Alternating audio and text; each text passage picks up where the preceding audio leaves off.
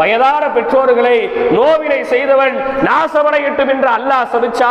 நான் ஆமீன் சொன்னேன், நீங்களும் ஆமீன் சொல்லுங்கள் என்று சொன்னாங்க.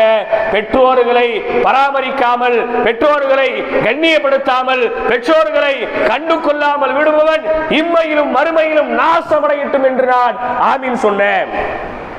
இரண்டாவது, ரமலான் மாதம் அடைந்தும் ரமலானில் யார் பாவ மன்னிப்பு தேடவில்லையோ அவன் நாசமா போட்டு அல்லாஹ் சபிச்சா. அதற்கு ஆமீன் சொன்னேன். மூணாவது விஷயம் கவனிச்சுக்கங்க, எப்பவெல்லாம் என்னுடைய பெயர் கேட்கப்பட்டு என் மீது யாரெல்லாம் ஸலவாத் சொல்லவில்லையோ அவர் நாசமடையட்டும் சொல்லி அல்லாஹ் சபிச்சான். ரசூலுல்லாஹ் சபிக்கல, ஜிப்ரீல் அலைஹிஸ்ஸலாம் சபிக்கல. ஜிப்ரீல் அலைஹிஸ்ஸலாமையும் ரசூலுல்லாஹ்வையும் படைத்த அல்லாஹ் சபித்தான். அந்த சபித்தலுக்கு ஜிப்ரீல் அலைஹிஸ்ஸலாம் ஆமீன் சொன்னாங்க, ரசூலுல்லாஹ் ஆமீன் சொன்னாங்க. அப்ப ரசூலுல்லாஹ் பேர் கேட்டா என்ன செய்யணும்?